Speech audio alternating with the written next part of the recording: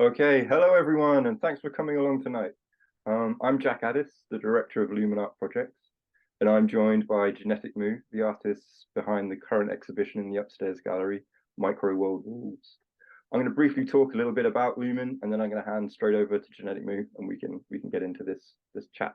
So, Lumen is based in the Brecon Beacons and started in 2012 with a prize, the Lumen Prize for Art and Technology, which had the aim of supporting artists who make digital art with cash prizes and exhibition opportunities.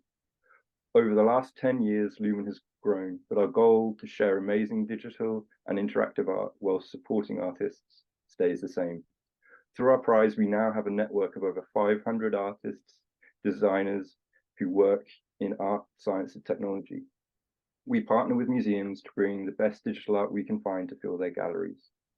And within our network, you'll find the artist Genetic Moo, past Lumen Prize winners and the creators of Microworld Wolves, and the reason we're having this chat tonight. So without further ado, I'll hand over to them to share who they are, what they do, and more about their digital ecosystem, Microworld. Thanks, Jack. Hello, I'm Nicola and this is Tim. And as you might guess, we don't like being on camera very much. So we're running ourselves through the Starfish programme, which you'll see if you go into the exhibition. We have been collaborating and making art together, interactive art together for over since 2012. Tim, you can actually make us visible by making this interactive. So yeah, we use code and we use video and we do animation so that we can create these immersive spaces which we run in museums up and down the country. And you can see Tim live mixing at the moment. Lovely. And I'll just take that off. So yeah, we started working many years ago with one creature, which was a starfish, and you can see the starfish swimming between us. And this started our exploration into interactive art. And then we developed more creatures, and we decided to bring them all together into what we call a digital ecosystem, and we call this Microworld. So we're really happy to have our Microworld in Wolverhampton. This was a bit of a game changer for us, if you don't mind me saying that, Tim, because it was the first time we've had a Microworld over 3 rooms. And Tim's going to talk you through the rooms in a minute, but it's just architecturally, it presented us with new and exciting challenges. And I think it's brought something special to our project. So what I'm going to do is at the bottom of our screen, you're going to see some pictures. I'm just going to put on my glasses so I can see what I'm doing. And Tim, perhaps you can tell us, well, Jack, you've got a question, haven't you? Well, no, you guys go for it. You go on. You tell us all about the concept for each room and the artworks that are in it. So Tim, talk them through room 1 and what the ambition was for it. So we know the artist Afra Shemza, who did a show at Wolverhampton at the beginning of this year, in like maybe January or something. So we came to visit that and to look at the space and try and figure out what to do. And I was just really impressed by the triangle room, the darkness of it, with the projectors that they had, quite small projectors up on the roof. So we thought, well, we want to keep roughly with that kind of level of darkness and just create a very interactive space. It's the first space you'd go into. So around the room are 4 or 5 different pieces. One of them's doubled, which is every piece in that room is a piece of technology called Kinect, which was an old, which is an infrared sensor that was used for Xbox games back in about 2010. Which we love as a sensor for interactive art. You can buy them off eBay for 10 quid. That's one of the reasons why we love them. But they are really super reliable and just run and run and run with. We've had one technical issue in 10 years with the Kinect, and we must have run, I don't know, maybe 100, use them 100 times or something like that. They're just a brilliantly cheap and dependable piece of tech. But because they're from 2010, you need to run them on old computers. So we use old Mac Minis. So one part of our project that's quite important is, gosh, I'm rabbiting already. I know. Well, I tell you what, talk about the interaction. So I go through the room. Okay, so what Kinect gives you, right, is a silhouette. It sends out infrared rays, which are invisible. Any physical object in front of it bounces back, and it gives you the shape of that object, whether it's a human or a dog or a wheelchair or a bag. beanbags, props, anything at all. You can bounce back and you get this kind of really cool, simple, super intuitive silhouette, which is a great way to do interactive art for us. You don't have to be, the audience doesn't have to be told what to do. They'll just go in there and immediately they'll see themselves, and then they'll start connecting, and then we make it, the Connect silhouette, do different things. And I mean, one of the things you were interested in was to create a highly interactive space so that when people walked into it, that they would register themselves, understand that they were, you know, connecting with it in some way and explore it, which is also quite a key part to our practice, is creating a space for discovery, for moving around and trying things out. So back in the day, in about 2010, when Connect first came out, or a bit later than that maybe, there were various Connect exhibitions that we went to where some invigilator would sort of stand next to you and tell you where to stand. There was a big one with the flapping birds and that, and we just don't like that type of interaction at all. We just want people to go into a space and do whatever they want, to play and explore. And kids are brilliant at this, obviously. They'll just run around and figure stuff out, and adults maybe a bit more standoffish, but we want people just to figure it out for themselves. So we don't put any kind of complicated technology in the way. We don't particularly do anything with VR or headsets or complicated interfaces. We like to try and keep it as simple as possible to get as much engagement from just people who've got maybe no idea of what art is supposed to be or anything. I don't care about that. We just want people to interact and engage and create. So the pieces in particular, going left to right, the one on the left is the globster. You'll see all these in a minute when you go up and have a look. So that's like a big kind of squishy creature that you can push around and it will change its shape based on what you do. The next one, the red one, is an ant. So that's a kind of a silhouette. That's more like a kind of, you create a kind of cave drawing. It's quite a slow type of interaction. Then there's an overhead one, which is, we haven't done one of those before, but the projector's right above you and the connector's really high up as well, if you look, and it points down to a little pond, which you can send these kind of ripples of kind of digitally stuff. And then we've got the multiple, which is the two on the right, the biggest one, which is the piece we've almost run almost every Microworld we've done in the last 7 or so years has had this piece, because it's well, it's a great piece. It just works really well. Yeah. And each time we change it slightly. So this time you'll find that there are wolves in it as well. Yeah. And this is our 18th Microworld, by the way. So again, you know, really exciting to have it on. So these are, so the whole of that room is Connect. Yeah. So it's all the same technology. Then you go into the second room, and this is, I suppose, what was different for us, because we had that first interactive room. The second room, we thought, right, we want to do something a bit more contemplative. It is an art gallery, and maybe there is a kind of, well, certainly when we visited, there seemed like there was an older audience as well. So we thought, well, put a chair in there, a couple of benches, sit down, and you can just watch things slowly kind of develop. What are you laughing at? I was watching Jack laughing. So it's like an ecosystem. So similar to the starfish is in there. There's a black and a white one. All the pieces look at each other with webcams. I was really happy with your face for a minute. Okay, yeah, because the starfishes look for particular colours. So the black starfish will look for black to camouflage itself. The white starfish will look for white. The starfish tonight, because it's a late event, adult event, is the original starfish, which is made up of all body parts. Nicola, would you like to talk about this? Because this piece was the first one we ever did, and Nicola did this as a still image, and then she asked me, would you like to help me to make this interactive and animate? And that's how we got together as a couple and an art practice as well. Yeah. More than 10 years ago, 12 years ago. Lovely. So what's it made of, Nicola? So it's made of breasts, bottoms. It's inspired by a starfish skeleton, and so this is appropriate for the late night. So as we're saying, that room 2 then is a more contemplative space, and in it you've got 2 starfish, the black and the white starfish, and then you've also got Dudley bug program and the Silurian sea.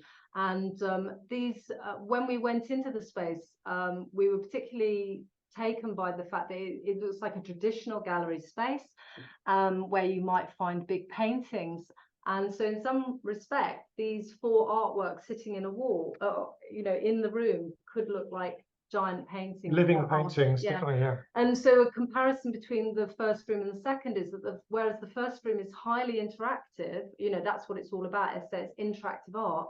The second room is much more about generative art, where things are happening and unfolding. So just like the corals now appeared on our screen, things will happen over a period of time and they'll come in and you won't necessarily know. It is interactive because there are each piece has its own webcam, so it picks up the people in the space and the other pieces of art as well. So if you kind of keep still, you'll find yourself at some point in each of the different pieces and they'll reflect around the room.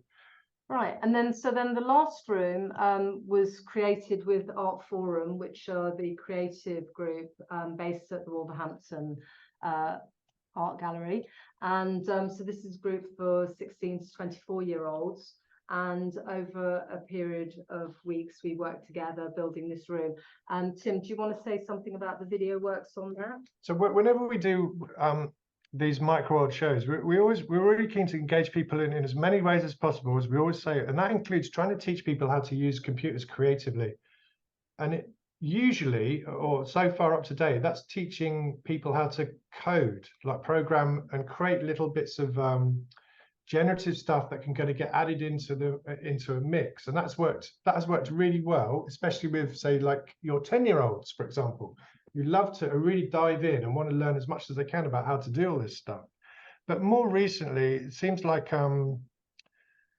learning to code might not be so much the most important thing to do at the minute, and maybe you need to just work with computers to get the coding, let them do the coding, and you just kind of prompt them through it and figure out all that sort of stuff. And particularly with the kind of teenager, older set of young adults, they don't always have a lot of time to kind of sit and learn coding. It doesn't seem to excite them as much. So for this project, this group were already looking at themes of resilience and resistance in a kind of political sense, and we just kind of shifted that sideways a bit to a biological sense about population dynamics and lots of things living in an ecosystem and knocking each other out, and how that would change. So we kind of got them to create 4 different worlds, which are represented by the 4 different monitors in that space there are. And so they came up with the ideas for the worlds. They were kind of utopian, straight dystopian, festival world. I think Glastonbury was on at one point when they were doing that. So they just chucked all their ideas in, and then we got them to create lots of the resources, almost like for a video game. So the little characters that you'll see flying around the screens, they created, and they also mentored some other kids at the Saturday Art Club to create even more resources. We just put all that together into kind of what is a bit sort of like it's a generative videos games running. And then we also just started messing around with some of these free AI apps that you can just type in words and create images. And they really took to this, I think. It worked really well with this particular age group, because they can just come in, think about loads of stuff, write it down, and create all these posters that are generated. I mean, so that worked really well, I think. Yeah. And then in the last room, we've got a George Monbiot video, which is about the wolves being reintroduced in Yellowstone Park, and then a couple of films. Linked it back for the theme Wolves, for Microworld Wolves, yeah. Which we talked through with the curators, and they said, yeah, well, let's call it that, go for it. Jack. Thanks so much for that run through of the 3 rooms and a little bit of a tease into how you started working together and what your artist practice is all about. To me, it seems as if evolution and collaboration are kind of key themes in your work and how you would like an audience to interact. You create every Microworld exhibition to connect in some way to the host venue and perhaps its geographic location. Could you tell us about how Microworld Wolves connects to Wolverhampton and how the ideas of evolution and collaboration are kind of key? Sure. So I mean, as I've said, this is our 18th Microworld, and it's really important to us, and I'm sure for the museum, that there is something very that it is special to its location, that it connects in some way to make it unique. And so in this instance, there is a fantastic collection of fossils and metalware and many other things, photographs, etc., in the Wolverhampton Arts and Heritage Collection. And I was fortunate enough to be able to work with Claire Marlowe at the gallery and to work through the collections with her, selecting pieces that we might want to work with. Is she the historian or archivist? She's the archivist. Archivist, yeah. So in the first instance, I mean, the name itself, Wolverhampton, which doesn't actually have anything to do with wolves, but we know when we went to visit, of course, we saw all of the graffiti of wolves, and then there's the football team and the colours and everything. And we were running ideas by the team, and they were running ideas as well for possible names. And because of the Monbiot Wolf film, we thought, well, okay, this could be a really nice title for the show.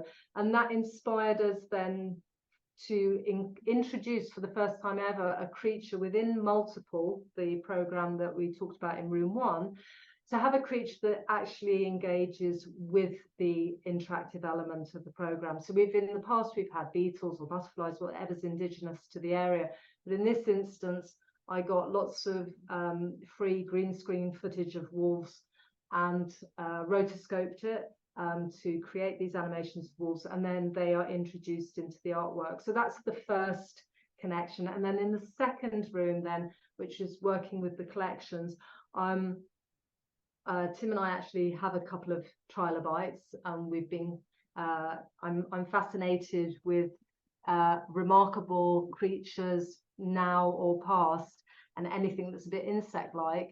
And we had a trip to the Wren's Nest where we did a little bit of fossil hunting, and then we went to the exhibition of trilobites in one of the Bilston Gallery, and saw the Dudley bug. And Dudley bug is, well, for us, became quite exciting. So we knew it was on the coat of arms, and that it has, you know, I know it's Dudley, but you know, it has significance in the area. And then to see this beautiful selection of trilobites in the exhibition, we just thought, okay, we'd love to work with it. So we had a 3D model made of a Dudley bug, and then I also was interested in the metalware because of iron ore.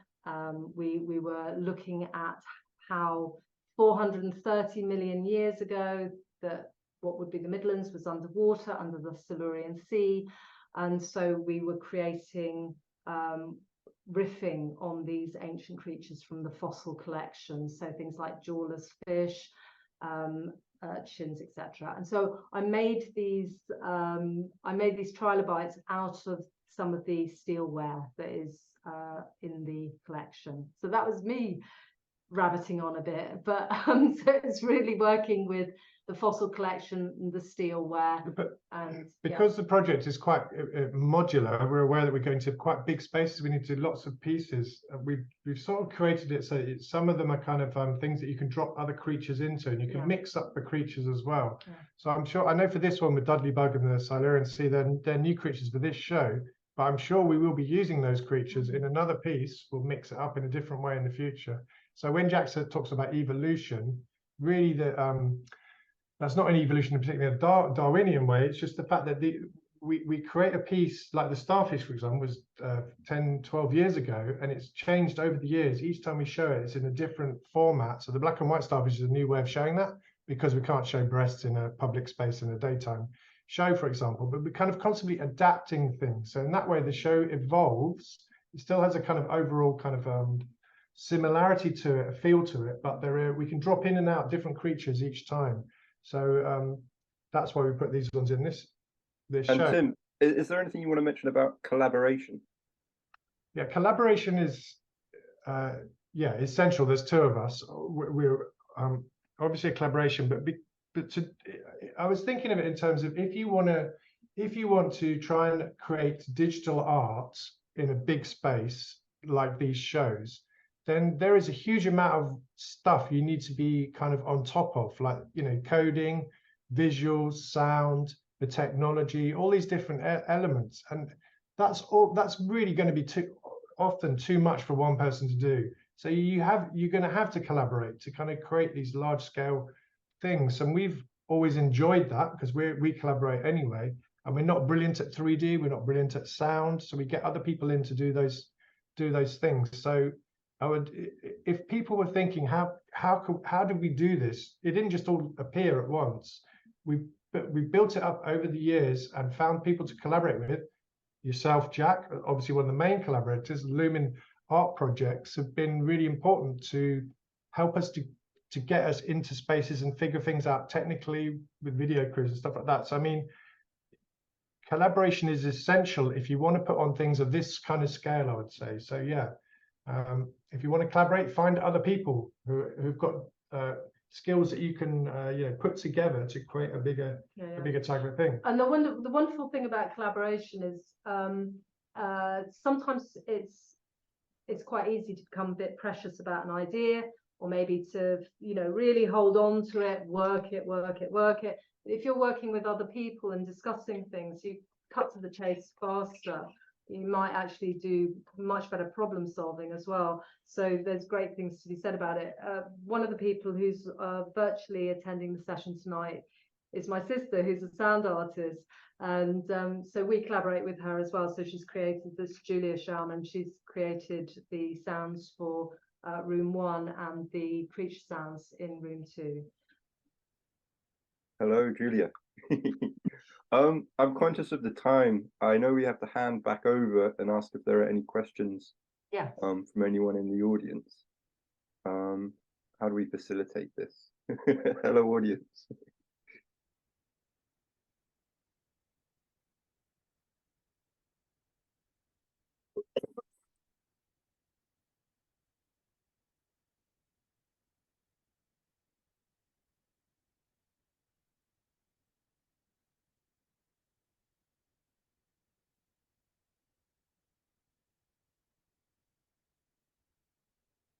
Zach, can I ask a question? Oh, Zach can ask a question. Yeah, I think if it's Zach, he was one of the Creative Collective. the creative Art Forum members who did the sound for one of the pieces in room 3. If it's the same Zach, you might have to type it. Yep, same Zach.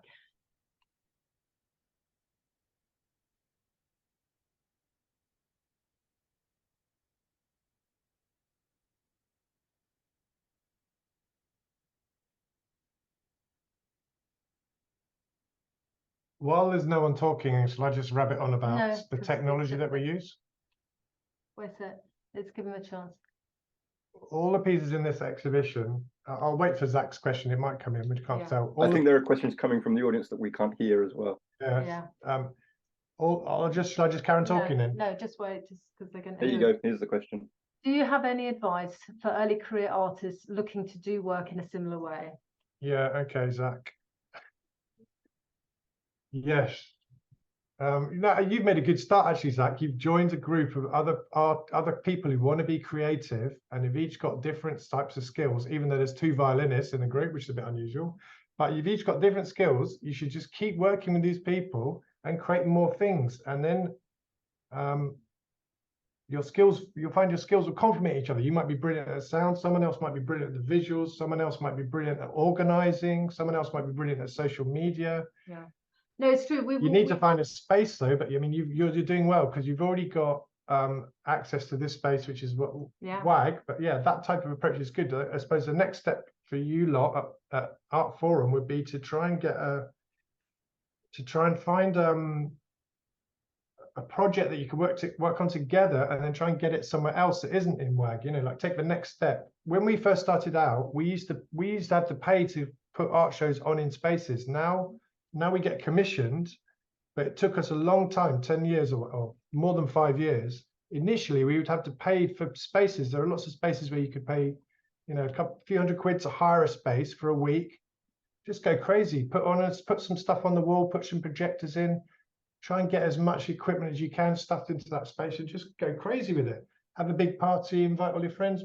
That's what I think. What do you think? Well, yeah, and I would add to that, just to cut in, reach out to Zach, reach out to artists that you like, who you like their work, if they're kind of further along in their career, and just ask them questions, and try and get a conversation going with them, because the more people you can connect with and who will end up seeing your artwork as well, the better.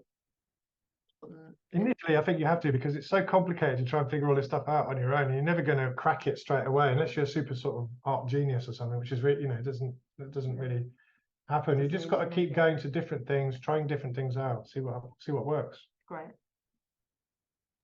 I have a question, if that's all right. Yeah. So I'm interested in all the trilobites things that you were using, and how do you think, it's kind of an abstract question, how do you think the digital will evolve to integrate with the natural world? Do you think it will happen? Well, we are allotment holders, so we work in the natural world a lot. I mean, it's important to us to combine the two. But Tim, how do you think about the integration of digital? It's quite complicated, because although we use kind of old technology and not huge amounts of resources, but there are certain types of technological art which use huge amounts of resources. And maybe we did a project with some people in Leicester about a year ago, and he said, well, maybe your stuff's too cool looking. You don't want to encourage people to sit in a space. You want them to encourage to go outside and enjoy nature. So it's kind of a bit complicated, I think. But we do use digital technology on our allotment. So I've got an endoscope which I'll put in the pond to watch. I mean, we're all our stuff is inspired by our love of nature and looking at nature, although it is all just on a wall projected in a space. So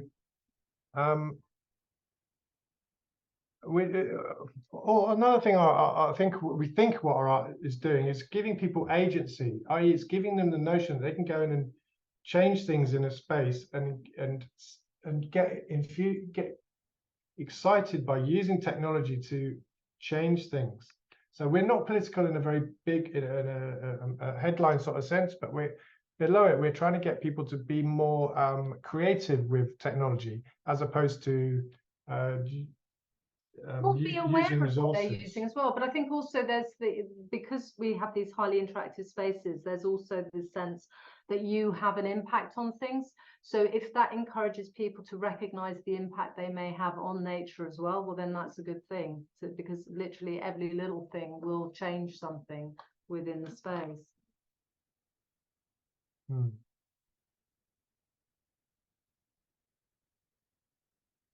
It's something we need to think about more, possibly, but we're slightly wary of the type of kind of eco art, which is, I don't know, it's a difficult line to a difficult balancing act, because we love large scale immersive stuff in art gallery type spaces. So that is the opposite of being outside. We need the dark. It's about in the dark. It's about projection and creating stuff in a dark space. Yeah. So yeah. Brilliant, thank you. Yeah, thanks. I don't think we have any more questions in the space. Okay. Brilliant. Well, But thanks very much, Dinosaur. And encourage everyone to go and play in the space. It's much more better fun than listening to us rabbit on. I think that's where they've all gone. They've gone to experience it for themselves. Okay, cool. Lovely. Thanks very much. Cheers, everyone. Good luck, Zach. Thank you. Thanks, guys. Bye. Take care. Thank you. See you Thanks, soon. everyone.